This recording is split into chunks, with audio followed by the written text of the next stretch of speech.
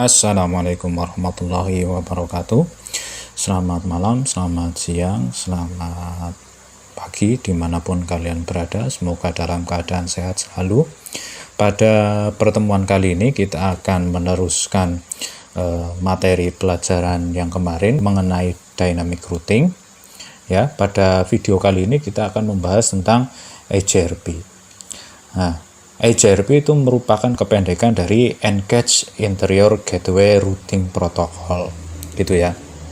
Nah, Engage Interior Gateway Routing Protocol ini merupakan salah satu jenis routing yang menggunakan distance vector, ya.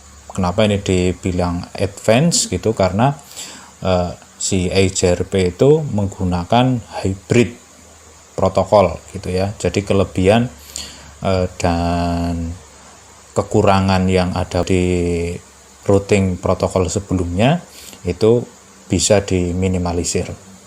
Kemudian menggunakan standar protokol.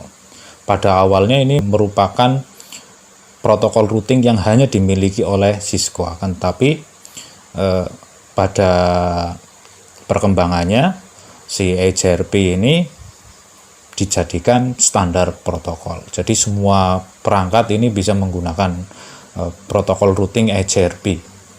Nah, dan EJRP itu juga mendukung classless routing protokol, yang mana routing protokol ini membawa informasi dari prefix-nya. Ya, kalau yang RIP kan tidak. RIP kan classful gitu ya. Sedangkan kalau yang EJRP ini membawa informasi prefix atau subnet masknya. Terus memiliki fitur yang dimiliki oleh routing protokol EJRP. EJRP ini juga merupakan routing protokol proprietary atau yang hanya dimiliki oleh vendor Cisco. Ini sudah tidak lagi digunakan. Terus maksimal hop count-nya adalah 255. Ya, default-nya 100. Jadi kalau yang RIP itu maksimal adalah 15, ya, hop count-nya termasuk kita berarti jadi 16. Kalau si EJRP itu maksimalnya adalah 255. Kemudian EJRP juga memiliki administrative distance, nilai administrative distance 90, yang mana AD-nya ini berarti lebih baik dibandingkan dengan RIP, gitu ya. Kemudian mempunyai network design yang fleksibel, ya. Jadi berbeda dengan yang OSPF nanti pada video selanjutnya. Kalau OSPF itu kita harus menentukan area, terus ada macam-macam di sini pengaturannya. Sedangkan kalau yang EJRP itu tidak, ya, ini lebih fleksibel. Kemudian EJRP juga menggunakan penyebaran informasi menggunakan multicast dan unicast. Sudah tidak lagi menggunakan broadcast seperti RIP, ya. Jadi multicast address-nya adalah 224.0.0.10 gitu. Kemudian fitur yang lain juga 100% loop free classless routing. Jadi tidak ada looping di dalam routing EJRP ini. Dan ini mudah dikonfigurasi untuk WAN dan LAN. Jadi WAN dan LAN itu akan lebih mudah dikonfigurasi menggunakan protokol routing EJRP. Kemudian sebelum kita ke konfigurasi, ya, kita wajib mengetahui bagaimana sih cara kerjanya si EJRP ini. Contohnya misalkan di sini ada router A dan router B, gitu ya. Di sini punya IP misalkan di sini 10.0.0.1, di sini 10.0.0.2 gitu ya. Nah, langkah pertama ini, step pertamanya ketika router A dikonfigurasi menggunakan protokol routing EJRP, ini akan mengirimkan hello message. Jadi hello message ke 224.0.0.10 gitu. Jadi tidak langsung. Jadi di sini halo di sini saya router A, siapa yang ada di link ini yang menggunakan protokol routing EJRP gitu. Sebelum ini dijawab kan ya, sebelum ini dijawab atau sebelum ini dikonfigurasi. Yang B kemudian dikonfigurasi menggunakan protokol routing EJRP, juga mengirimkan pesan hello atau hello message ke alamat multicast-nya. Halo, saya ini adalah router B. Nah, di sini router A dan router B saling mengenali. Ini membentuk yang namanya neighbor table. Neighbor table itu isinya berupa router yang terkoneksi langsung dengan router yang dikonfigurasi. Di sini berarti neighbor table-nya punya A, ya ada router B gitu. Ini yang step pertama. Kemudian yang step kedua itu melakukan update. Ini yang kedua, ini melakukan update. Jadi setelah tadi berkenalan gitu ya. Jadi pertama perkenalan, terus kenal gini ya. Terus yang kedua ini update. Dan ini update. Nah, update-nya gimana? Jadi misalkan di router A di sini punya banyak router gitu ya. Di belakang ini banyak router punya topologi table gitu. Di sini bilang saya mau mengirimkan routing informasi routingnya ke sini. Nah, jadi kirimkan ke sini. Begitu juga si B di sini juga punya banyak, misalkan banyak router di belakangnya gitu ya. Nah, di sini si B juga mengirimkan informasi routing ke A, saling bertukar, update gitu, update informasi routing. Nah, kemudian yang terakhir, langkah ketiga adalah melakukan acknowledgement. Jadi misalkan di sini sudah saling update, ini saling update, di sini kalau analogi bahasa manusianya adalah misalkan terima kasih gitu ya, menggunakan terima kasih. Terima kasih informasi yang sudah diberikan, ini yang langkah ketiga. Gitu. Kemudian di sini ya fiturnya tadi menggunakan multicast address 224.0.0.10, terus mengirimkan hello paket setiap 5 second.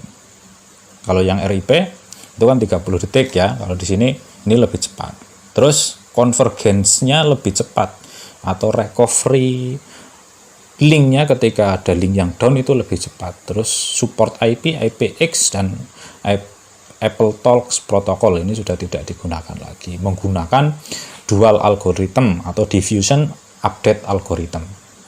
Kemudian support equal cost dan unequal cost load balancing, maksudnya equal cost dan unequal cost load balancing. Sini EJRP nanti kita akan belajar tentang metrik gitu ya. Di sini misalkan metriknya kayaknya misalkan 1000 gitu ya. Di sini juga 1000. Nah, kalau yang equal metrik ini berarti bisa dimungkinkan untuk melakukan load balancing atau perataan beban gitu ya. Jadi beban yang masuk ke sini ini bisa diseimbangkan atau diratakan. Nah, ini yang equal. Nah, sedangkan yang EJRP selain mendukung yang equal, juga mendukung yang unequal, yang tidak seimbang itu. Jadi misalkan di sini key value-nya 1000, di sini misalkan jadi 2000 itu. Ini masih bisa dimungkinkan untuk melakukan load balancing. Gitu. Kemudian untuk di sini router ada EJRP gitu ya. Ini mengirimkan hello message-nya itu setiap 5 detik pada link dengan bandwidth yang tinggi. Kalau bandwidth-nya rendah, BW rendah itu 60 detik. Jadi hello message ini memastikan bahwa routernya di sini di sebelahnya itu masih dalam keadaan up gitu ya. Jadi tidak tidak seperti RIP setiap 30 detik update. Karena EJRP itu karakternya incremental update, ya, incremental update.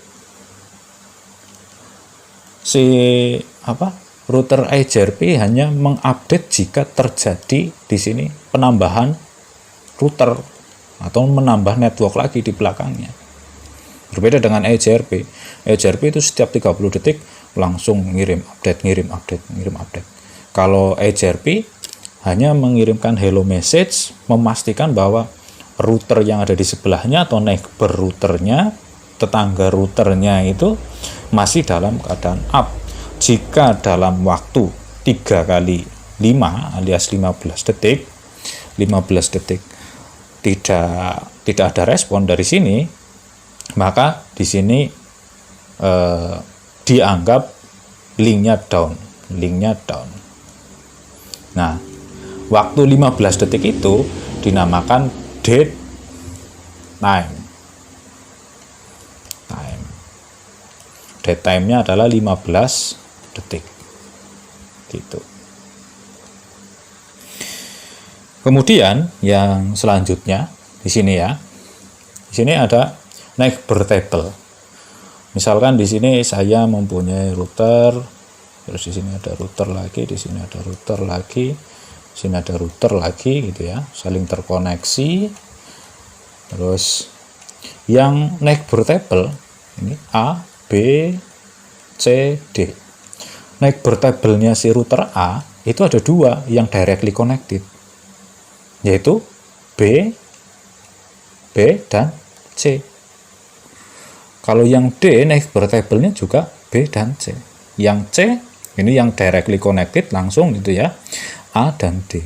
Berarti di D di sini itu tidak ada table tetangga atau neighbor table-nya yang A, hanya ada B dan C. Itu. Sedangkan yang topologi table, nah ini nanti ada perbedaannya dengan yang database pada OSPF.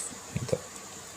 Jadi misalkan di sini yang topologi table gitu ya, berisi base root yang dipelajari dari masing-masing neighbor router. Misalkan di sini saya punya router gitu ya, router terus mau menuju ke network, misalkan di sini 10.10.10.0 gitu ya. Nah, ini dari router A, terus router B, dan router C. Ini untuk menuju ke sini. Di sini A misalkan punya 5 jalur. Yang sini punya 3 jalur, di sini punya 2 jalur. Nah, yang router D di sini mau ke network 10.10 kan harus lewat sini semua ya. Lewat sini semua. Nah, si A mau ke 10.10 itu punya 5 jalur. Nah, si A itu hanya akan memberikan ke D itu adalah 1 jalur terbaiknya menuju ke network 10.10. Jadi saya di sini A-nya hanya mengirim 1. Terus yang B-nya mengirim 1 juga. Dari 3 itu mengirim 1 base root-nya. Terus di sini juga mengirim 1. Nah, di sini dari yang ada di sini sudah ngirim 1, yang B juga sudah ngirim 1, yang C juga sudah ngirim 1. Di sini merupakan topologi tabelnya si router D. Berbeda dengan nanti yang OSPF. Kalau OSPF itu di sini mengirimkan seluruhnya. Di sini misalkan dari A mau ke 10.10 punya 5 gitu. Di sini B punya 3, di sini punya 2. Kalau yang OSPF database ya, itu mengirimkan semuanya ke D itu 5, terus 3, terus di sini 2. Dikirimkan semua. Nah, ini makanya EJRP mempunyai kelebihan di situ. Mempunyai overhead yang lebih kecil. Sedangkan yang routing table itu berisi base route atau jalur terbaik menuju ke sebuah tujuan. Misalkan dari sini, dari D mau ke 10-10 gitu ya. Sini punya tabel routing terbaik atau jalur terbaiknya, misalkan di sini melalui si C. Nah, gitu. Baik, pertemuan kali ini saya akhiri. Apabila ada pertanyaan, silakan komen di bawah atau bisa juga komen di Google Classroom. Saya akhiri video kali ini. Wassalamualaikum warahmatullahi wabarakatuh.